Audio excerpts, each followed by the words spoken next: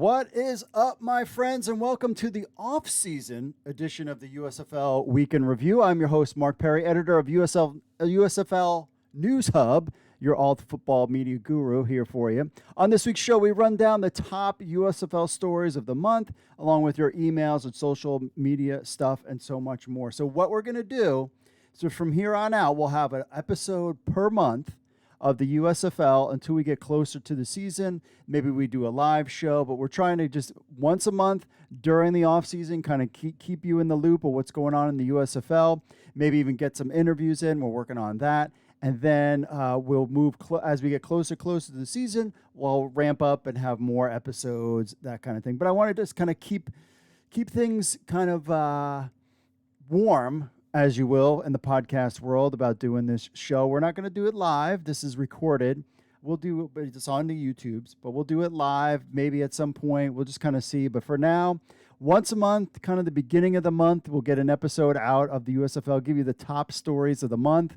And then as we get closer and closer to the season, and of course, as it warrants, then we will give you more content. It's pretty simple, straightforward. That's all it. So if you want to be part of the show, email podcast at USFL News Hub with your thoughts, or record an MP3 or video on your phone, and we'll play it on next week's show. Also, leave us a review on Apple Podcasts. We will read it on the show. We appreciate that. Definitely leave those reviews. We're on Stitcher, Audible Player FM, Spotify, Google Podcasts. Just leave us a review. We appreciate that. So how this is going to work is we're just going to kind of go over the top 5 stories. Then we'll hit the social media stuff, and then we'll call it a day. There's really, between the NFL season upon us, there's not really much. There's a lot of USFL signings going on right now, lots of players getting signed to specific teams. We are hearing that there's not going to be a draft, but the players are just kind of signing the team. So this is year 2. So we're kind of following along as, things are fluid. You've got the XFL, you've got the ELF, you've got fan control football, indoor football league. All of these different leagues are vying for players. The USFL is, sticking to their guns and signing players. We see it basically every week. We see new batch of players. Though we're hearing that they're not going to be a draft. We will see about all of that stuff as we get closer to the season, but we'll just kind of keep you in the loop. This is just your once a month stop for USFL news, and then when we get to the season, then you'll be all in it. But there's definitely some interesting news this past month in the USFL. Also, I was at the USFL championship game, definitely just trying to figure out my schedule with all these, XFL, USFL, CFL. We just started Esports News Central. We have Pro Wrestling News Hub, which is also taking off. So we have a lot of these different things. So I've kind of worked out how my schedule will work with doing podcasts and, also having time for family and other stuff like that. So I think basically what it will be is, we'll be weekly during the season, and then the off season will be hit on the kind of monthly thing, just kind of keeping you up to date of kind of what's going on there. And then as we get closer to the season, maybe when schedules come out, that kind of thing, maybe do a live show. But hey, if you like football, then subscribe to this channel and then smash that like button. Let's try to get to 20 likes for this episode as we bring it back. Because I've noticed that we're getting a lot of good views on the YouTube, and I want to kind of get some fresh content out there.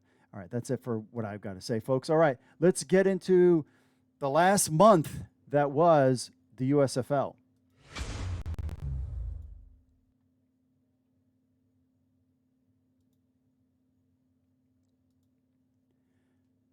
New Orleans Breakers, it was announced this past month, the USFL announced that New Orleans Breakers head coach Larry Fedora will be stepping down from his position and away from football altogether. Well, at least for the time being. The USFL Comms Twitter posted this, quote, "We will miss Coach Fedora, and we are grateful for his enormous contributions to help set up the New Orleans Breakers and the entire USFL for a long-term success," said Daryl Johnson, Executive Vice President of Football Operations. The USFL Comms, this was kind of the first time we've ever seen them kind of put anything out there. The USFL today announced that 7 of its 8 head coaches are returning for Season 2. The New Orleans Breakers coach Larry Fedora is stepping away from football to spend more time with his family. He will stay until the USFL completes its search for his replacement. This is from Coach Fedora, quote, The USFL is a great professional league, and it was an awesome experience to be part of the history-making inaugural season with talented players and coaches who are getting well-deserved opportunities to showcase their abilities. We prove the USFL is here to stay. I'm proud that we coached the Breakers to the 2022 playoffs and that we started something special for New Orleans fans. That's from Coach Larry Fedora. But one of the guys that I was really liked a lot in this league. This comes as a shock to many as the Breakers played well in 2022 under Coach Fedora, finishing second in their division, posting a 6-2 record, and even making the playoffs. However, his reasoning, which he laid out in the release, is understandable. He just decided to be with his family. While Fedora is stepping away, he hasn't completely ruled out a return if the opportunity arises once teams are no longer in the hub/hubs, stating, quote, I love coaching, and I will certainly be open to a USFL return at some point in the future once all teams get settled in their home cities. To me, that was the most interesting part. I love coaching until once all teams get settled into their home cities. Of course, the rumor is that maybe Philadelphia, the USFL might add another hub city. Interesting that he would put that piece in there, putting it out there for, that he would return if they would have their home cities. So that's just kind of a little nugget to kind of keep in mind. Now, ultimately, all teams playing in a hub city does have its negatives, and while the season was successful, there's still a lot of work to be done before teams are all situated in their home cities. Remember, the USFL is basically, this is an incubator league with a long-term goal of basically survival versus, something like the XFL, which is dropping tons of money and hiring tons of people. The Fox is trying to do it kind of on a slow growth thing. Fedora not wanting to move his family to Birmingham or another potential hub city is perfectly understandable, though, with the success he and his staff had in their first season together. Hopefully the USFL keeps the door open for eventual return. I didn't think they had to spend too much time in the hub city, but that's kind of where it's at. So the USFL Breakers remembering Coach Fedora's one of memorable moments. USFL President of Football Operations Brian Wood and USFL Executive Vice President of Football Operation Dara Moose Johnson have begun the search for Fedora's replacement. However, until a replacement is found, Fedora will remain in the position we talked about. We will miss Coach Fedora. This is what Johnson said, and we want to grateful his opportunities to help set up the New Orleans Breakers and the entire USFL for long-term success. All of our head coaches helped us complete an extraordinarily successful inaugural spring football season, and we are excited that 7 are returning for season 2. We look forward to providing fans more high-quality, competitive football starting again in April of 2023. Now, the head coaches making a return for the USFL in the 2023 season are Bart Andrus, the Philadelphia Stars, Jeff Fisher, Michigan Panthers, Todd Haley, Tampa Bay Bandits, Skip Holtz, champion Skip Holtz with Birmingham Stallions. Got a chance to meet them when I was there. Mike Riley, New Jersey Generals, Kevin Sumlin, Houston Gamblers, and Kirby Wilson, the Pittsburgh Maulers. So all 7 coaches are returning. We will find out at some point who the new coach for the New Orleans Breakers will be. I would assume that's probably in the next couple months as they need to build up for the season in 2023.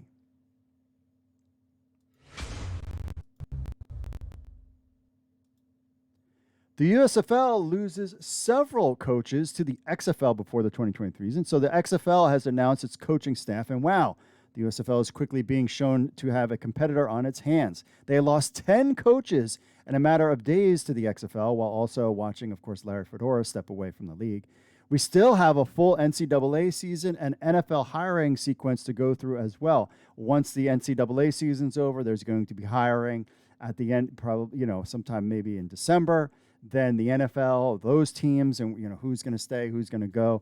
So these are things that we need to keep an eye on. So, of course, the biggest name on the list to leave is Larry Fedora, head coach. Fedora was an outspoken proponent of the expansion to new hubs in the future. It seems there was a deeper reason why he wanted to coach the team in its market, which will not be happening yet.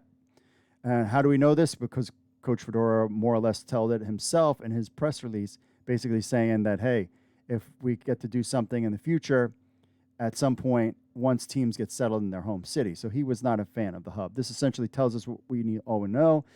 Coaches and players are seeing the value in the setup that XFL offers, perhaps, whether it's because of playing in home markets or the fact the XFL season ends earlier. It seems these factors are affecting decision-making.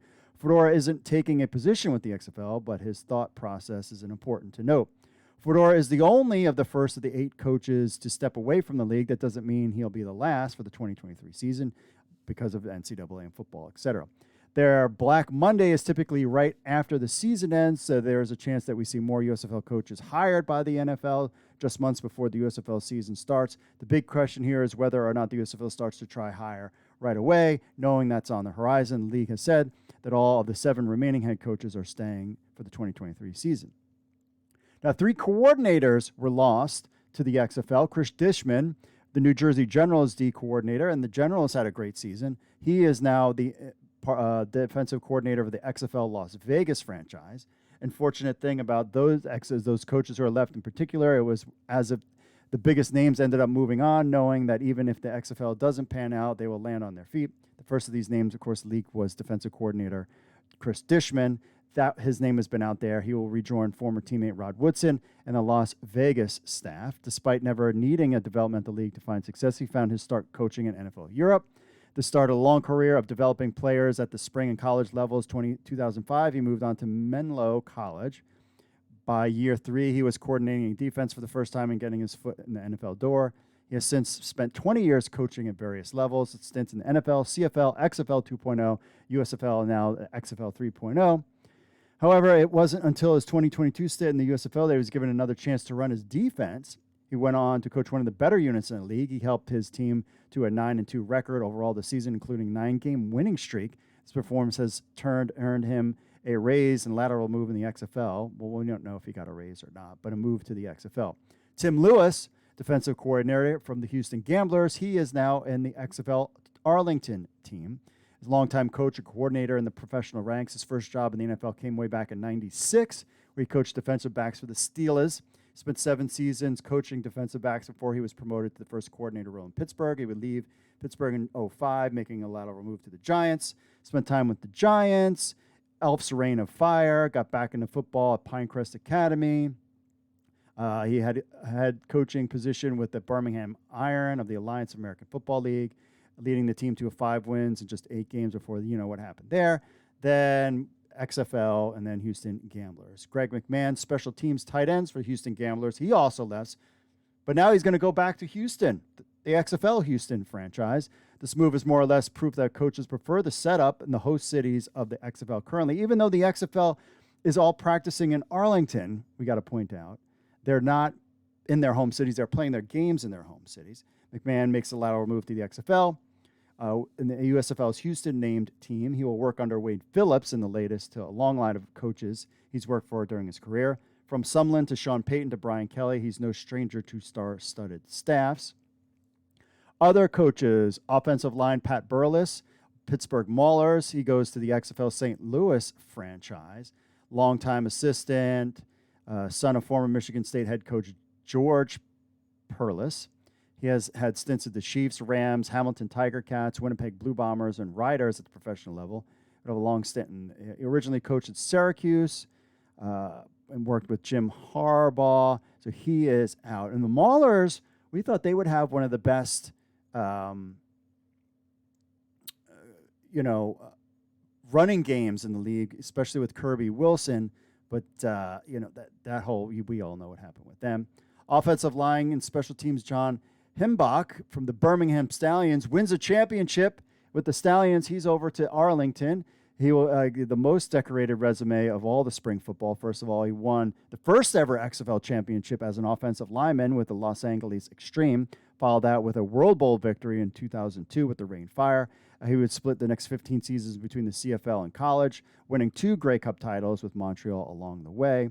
Then he split his next 15 seasons between the CFL and various college positions, reuniting with the Spring League in 2019. That time he coached in the AAF with the San Antonio Commanders under Mike Riley. And when that shut down, he landed with Mark Trestman at Tampa Bay Vipers. So he has spent some time there as well. Defensive line, Bill Johnson of Birmingham Stallions. And Stallions is another guy, this time to the XFL Houston. Coach Johnson is tutoring players over 4 decades, spent the first 20 years of his career in the college ranks. Spent 5 seasons with schools before moving on. The next 15 in stints with McNeese State, Miami, Louisiana Tech, Arkansas, and Texas. He's given his first chance to coach by Dan Reeves of the Atlanta Falcons.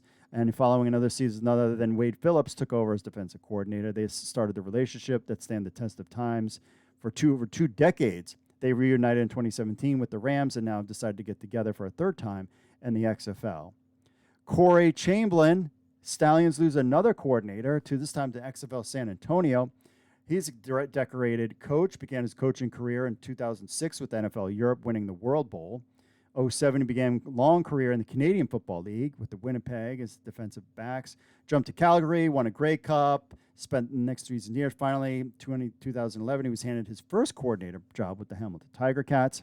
The one season, he was hired as head coach of the Rough Riders, spent 3 seasons at a 29-25 record, making the playoffs 3 times, and winning the Grey Cup in 2013.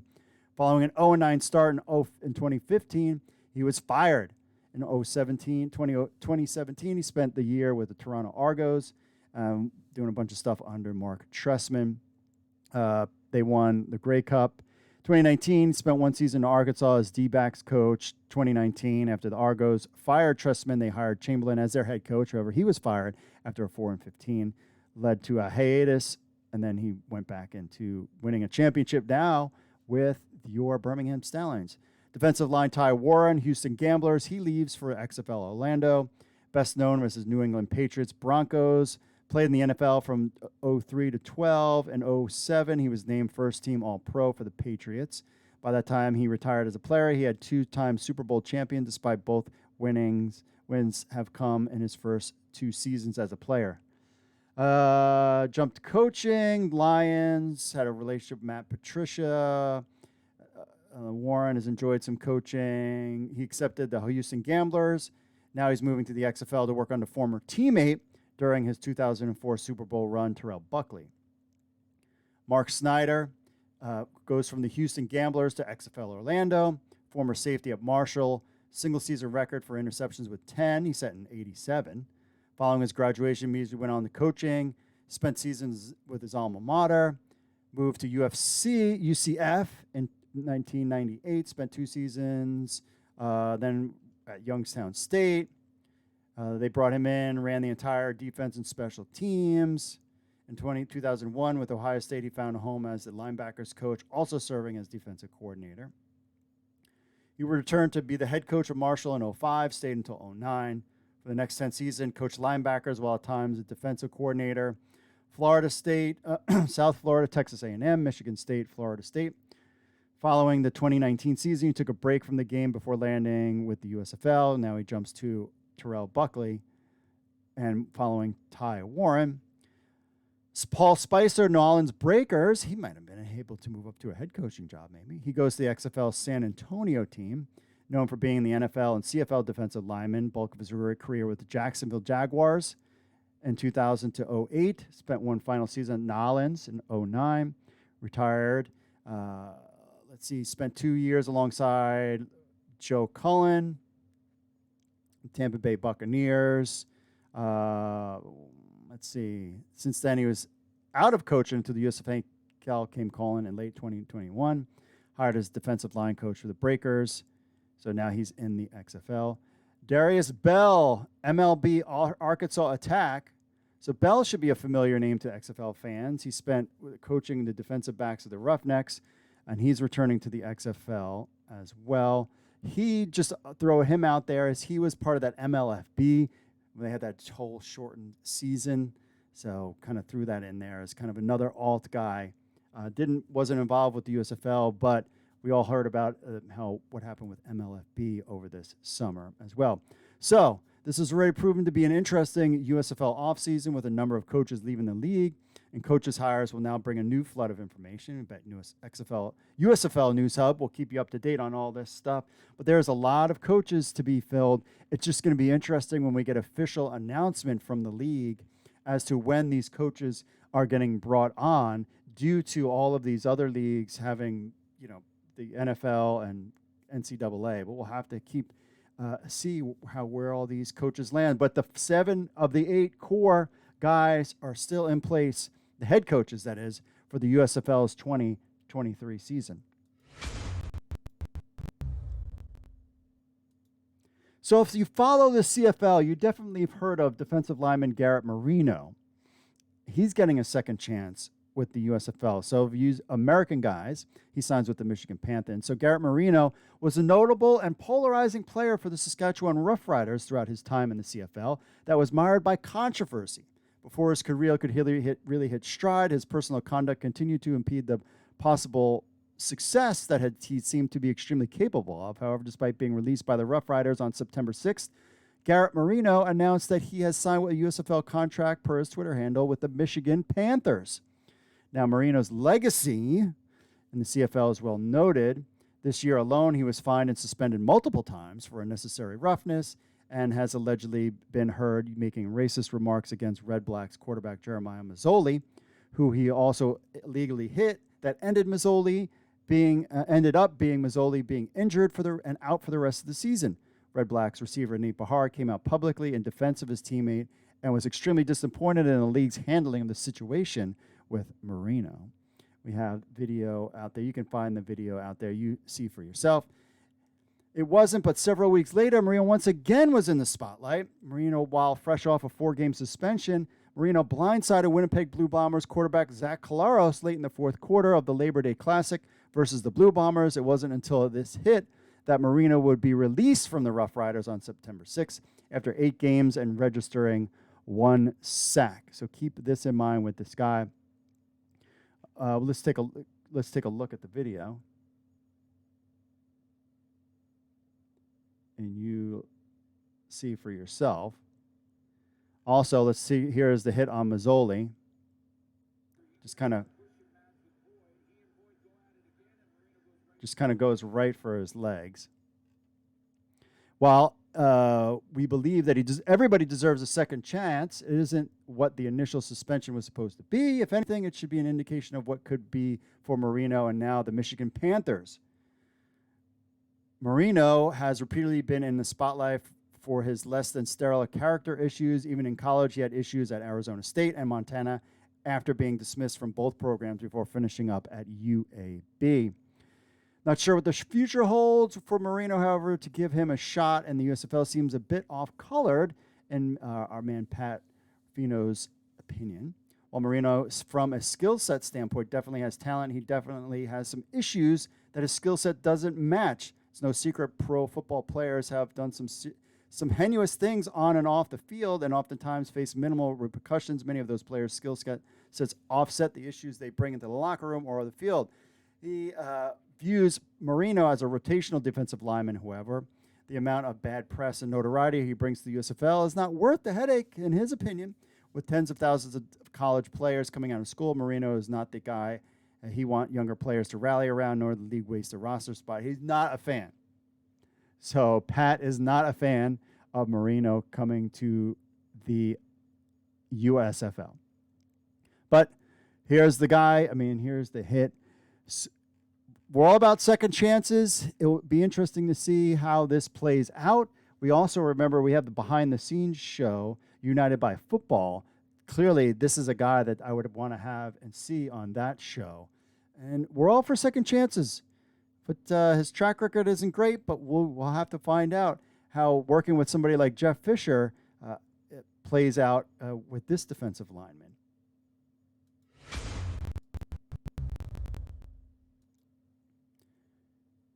Well, there's a little issue with the Philadelphia Stars QB situation. After going to the championship in 2022, it appears the Stars quarterbacks have drawn a lot of interest this offseason, with Brian Scott likely out, Cookus and Costello receiving NFL interest. Where does this leave the Stars? So the Philadelphia has an interesting run at one of the most important positions. The quarterback position saw 3 different players play due to injury. Scott began the season as the QB1. No surprise given his ties to Andrus and the Spring League. After a season-ending injury, Case Cookus, former NFL practice squad, TSL QB, was the starter. And finally, third-string quarterback KJ Costello saw time in Week 10 and ended up finishing out the 33-30 loss in the championship game. Man, losing Case Cookus really sucked the life out of the Philadelphia Stars in that game. Now, where are they now? Brian Scott, due to some impressive detective work and a video gifted to us from Jordan Palmer, who is the XFL's kind of quarterbacks coach for the whole league. The spring football fan community knows Brian Scott is likely headed to the XFL. Scott was spotted on a video in a group of 9 quarterbacks, 8 of which have been allocated to XFL teams, according to XFL to insider Mike Mitchell. Suddenly, the thought some Stars fans is that Scott would return to the Stars, but now that seems to not be the case. It's really hard if you see. It's really quick. You just see him like quickly before he fades out. You can read Mike Mitchell's article on that on XFL News Hub. Now, it seems not long ago, but Scott looked like one of the best quarterbacks in the league. While on the field, Scott competed 70.6% of his 88 passing attempts for 558 yards, 5 touchdowns, 2 interceptions. He also added 23 rushing yards and a touchdown. After being drafted 3rd overall just a season ago, Scott has left the Stars at an altered, married to a dream. Stars at the altar, married to a dream. I gotcha. Case Cookus stepped in once before when Scott wasn't available. Can the same be expected in the 2023 season? Given recent reports by Aaron Wilson, Cookus is receiving interest from NFL teams. This would indicate if Cookus is healthy again following an injury in the championship game that in what ended up being 11 total appearances and 9 starts. Cookus certainly won over fans with some gusty performances. Would love to see him come back for the Stars and get a chance at that championship again. Including playoff statistics, Cookus completed 157 of 257 passes in 2022. He was able to collect 1,689 yards, 15 touchdowns, 6 picks, leading the Stars to a 7-5 record. Also displayed surprising mobility with 27 carries for 260 yards and 2 touchdowns. Assume that if he isn't on the 53-man roster or offered a futures deal after the season, Cookus would end up back with the Stars. Stars fans are optimistic he returns to lead the Stars to another championship. And remember, too, Cookus was getting married like the next week and had to deal with this leg injury. So that and the game was closed. It was a great championship game. Now, KJ Castillo didn't sign with the Stars until late in the season. Stars made the decision to carry Scott on the roster all year rather than release him to free up a roster spot. This particular roster spot was incredibly important before the USFL altered the rules to increase roster size, allow teams to sign a 3rd quarterback. Castillo finally saw action late in the season, entering the game in Week 10 by design. Both he and Cookus struggled on that day. Castillo completed 4 of 10 passes for 69 yards, no touchdowns and no picks. He was credited with 5 carries for minus 15 yards. He would later enter the championship game following the injury in a game that saw 4 quarterback play. There was a total of 6 touchdown passes, 3 interceptions thrown. Unfortunately, Castillo was responsible for 2 of those interceptions. There were some things to like about his performance, such as his touchdown pass to wide receiver Chris Rowan. Castillo would go on to complete 5 of 9, 65 yards. He did get the Stars' offense in rhythm on multiple occasions, but ultimately he was the difference in a 3-point loss. After Castillo still received NFL interest and was signed by the Saints. He was released 11 days later, with the Saints signing Jake Luton to the 53-man. So where do the Stars stand? Well, as of right now, Case Cookus, CJ Castillo are both available, but that could change in a moment. The reality is, regardless, the Stars will need to look at the QB market and bring in a 3rd passer. So far this offseason, the Stars have signed just 1 player, plays wide receiver. Stay tuned for more. There's all sorts of, and that was Samuel Acom from Montana. See him as of right now, they're counting on Cookus and Castillo returning to the top of the depth chart. Otherwise, there was talent to be had in the market. Look no further than the way Pittsburgh has attacked this offseason, signing 1, not 2, but 3 free agents quarterbacks. The Maulers still had all their quarterbacks that ended the 2022 season available with them. One thing is for sure, there will be a lot of competition in the Maulers QB room with newcomers Chase Forcade, James Morgan, and Troy Williams. With the USFL and the level of secrecy involved with some of these player moves, it's hard to speculate who that 3rd quarterback might be. It's unknown yet as to where all the 2023 USFL draft class is coming from. The way the Stars have approached this offseason so far, it appears they seem content to wait out the XFL draft process before they start offering contracts. Well, who will be the quarterback for the Philadelphia Stars? We're just going to have to find out. And stay tuned to USFL News Hub as these player signings happen. There's our guys are still tracking these teams and writing up about some of these guys signed to contracts in the USFL.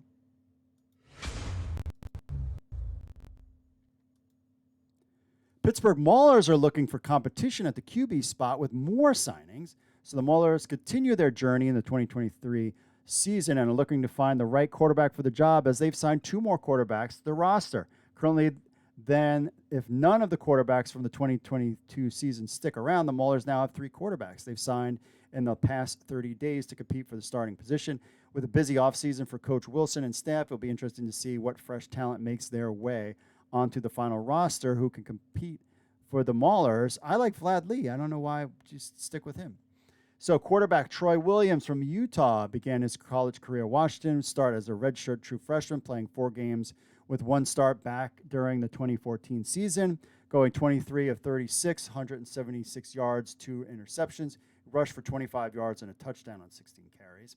After the 2014 season, Troy would wind up at Montclair St. Monica College, where he would lead the Corsairs to an undefeated 11-0 record, 2,750 yards, 21 touchdowns, and only 4 picks while rushing for 7 touchdowns, lighting it up. By the end of the fall, put in a transfer and committed to Utah, where he'd be the Utes starting quarterback going into his first season with the Utes.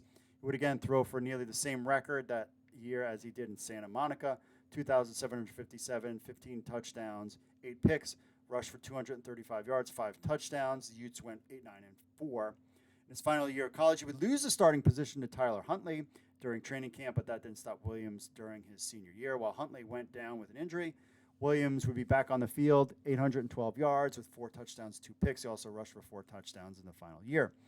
Williams would go unselected in the 2018 NFL Draft, participating in rookie camps with the Seahawks and Chargers during a tryout, but was not signed. In June of 2019, he would travel north and sign with what was formerly known as the Edmonton Eskimos, now the Elks, where he spent most of the year on the practice squad until getting called up during Week 18, where he would play in 2 games, going 1 for 3 for 15 yards and a pick, rushing for 26 yards. He would later opt out of the contract the following year due to the canceled 2020 season with the you-know-what. He would sign in May this year with the Rough Riders, but would be released a month later. Can Williams get the starting position, revamp his career, play a professional team in the United States? Well, we'll have to find out. Quarterback James Morgan, FIU, Bowling Green, he got signed. Morgan also has some competition as when heading into the Maulers, but will come from being a 3-star recruit at Ashwaubenon High School in Green Bay, Wisconsin. James ended up choosing Bowling Green with Coach Dino Babers. He would wind up playing 2 seasons, going with 18 games, 279 completions out of 538, throwing for 3,342 yards, 25 touchdowns, while throwing 22 interceptions. Yikes.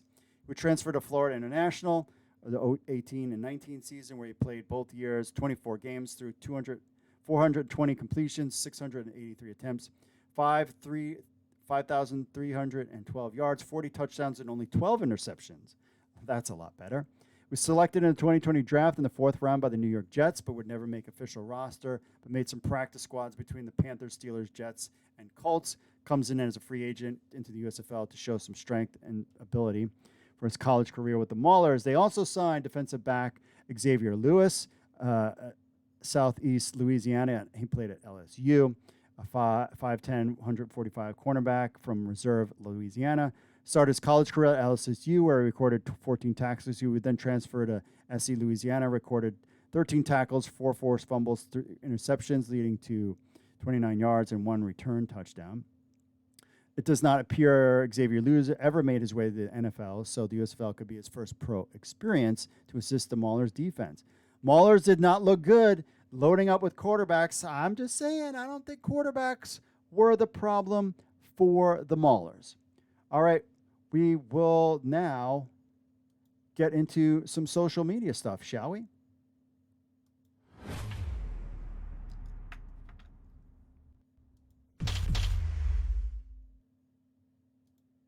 All right, we're back. Just to quickly take on some of your social media stuff before we wrap up the show. First up, let's go to the Facebooks on here. Talking about the Garrett Marino signing. There was a lot of reaction to this. Cindy says, if you read the article, the writer believes they wasted a spot on Marino. 2 U.S. colleges had issues with him and his behavior. That speaks volumes too. So I guess he is staying true to form when he is playing for the Riders. LMFO, once a goon, always a goon. Michael says, didn't know he had issues at multiple colleges before landing in Regina. That hit on Mazzoli really was the nail in the coffin for his reputation. Dale says, how many suspensions after Stampeders Lions brawl in a parking lot? Commissioner has to handle this same as Marino was handled. Hammer down or only writers get this BS, blah, blah, blah, blah. Kathy says, you've got to dig deep, Garrett, and prove the naysayers wrong. I believe in you. You can do this. That was all nice for them to say. This is going to be somebody to keep an eye on when the USFL season starts. So we had an article out there. What is the USFL? Rob asked, I've read 100 articles, including this one, what the league was, and people trying to explain that now. But all I read is stats on league info and salaries. Nobody ever explains what league is. Is it its current identity? Is it developmental league or pro league with pro extras? All I see is developmental league, 2 totally different approaches and audiences, etc. This kind of happens all the time where people are like, oh, is this a developmental league? Everybody is a developmental league for the NFL. No one wants to play in these leagues if they had a choice between playing in the NFL, because that's where the money is. So really, this is about both leagues, the XFL, fan control football, arena football league. There's plenty of players out there that want to still continue with the dream of making in the NFL. They need places to play. Also, people like to play. People like to watch football more than just the NFL. I mean, college football is a thing. I mean, is college football a feeder system to the NFL? Is that a developmental league for the NFL? Yes. Is high school football a developmental league for the NFL? Yes, because everybody wants to play in the NFL. That is the ultimate goal. But a lot of these guys, need to want to have another kind of pro career and play 5 or 6 seasons playing some pro football with maybe a chance at the NFL. And that's where leagues like the USFL come in to give them an opportunity to kind of continue that pro career, get some game tape, and all of us super football fans get a chance to watch it. So the idea that everything is a developmental league to the NFL, my friend. Everything is. All right, finally, we'll get to your emails real quick. RJ gives me his stats. Remember, there's a couple guys in here. Says, I'm a football player looking for an opportunity. All I need is just a chance to get back to me. Again, don't ask me. All you need is an agent. You need an agent, and an agent will get in touch. The USFL knows you. If you don't have a name and you haven't done anything and you're sitting on your couch, you got to play in fan control football, play in the arena football league. Get your name out there so that people see you. You either have to have an agent or play in one of these leagues. Play in the hub. That's your way to get a name for yourself. Sending me a message isn't going to help you. Let's see here. This is from Jack. He says, hi, my name is Jack, and I'm a fan from Australia. I wanted to write feedback and suggest on playing a USFL game in Australia, possibly in Sydney. We've had previous football match like the Broncos versus Chargers, California versus Hawaii, Rice versus Stanford. The California versus Hawaii game got 61,000 fans attending the game. Australia has some keen football fans who would love a taste of the USFL. 2 closest teams would be the Houston Gamblers and Breakers. Love to see the teams clash in Sydney, Australia. It would draw so much attention and would mean so much for the U.S. football fans. Thanks, Jack. Hey, I would love to see a team in there, but they've all played their hub games in that would be super expensive. They would need to play at their home markets first before we got to that level. And I haven't heard anything about really any kind of hub news of what's going on there in Birmingham. I will have to say, being at the USFL Championship game for that weekend, had a lot of fun. I have a video up on USFL News Hub YouTube page where you can check out and see all the different our little adventures through Canton, Ohio. Love Canton, Ohio. Had a lot of fun out there. And I would love for them to do their championship again. I have it penciled in that July 4th weekend, wherever the USFL Championship game is, I planned on being there. Finally, Patelli says, just tell me what to do to get it done, who I got to talk to get a roster spot and a tryout. Again, if you want to, you've got to have an agent And then you've got to, if no one knows who you are, then you've got to play in some of these leagues, the hub football, fan control football, uh, arena football league, indoor football league. Get your name out there, get some game tape, and that's how you can kind of make a name for yourself. All right, my friends, we will thank you for checking by. Hey, if you want to leave, if you've got any thoughts, want to be part of the show, email podcast at USFL News Hub with your thoughts recorded in MP3 or video on your phone. We'll play it on next week's show. And also, always leave us a review on Apple Podcasts. We'll read it on next month's show. So remember, the cadence here is once a month at the beginning of the month. We'll go over the top stories, kind of keep you in the loop, even though everybody's watching the NFL now. And then when we get closer to the season, then we'll start doing more frequent episodes as news starts to build up. This is kind of the cadence we're going to go with through this and other football leagues as we get towards their season. Because right now, really August, September, October, this is football time right now. NFL time. Between NFL and college, that's where fans' interests are right now. That starts to wane in October, and then starts to, it will kind of peak back up at playoff time, but that's when kind of the USFL will be kicking things off. Like things will start to really ramp up.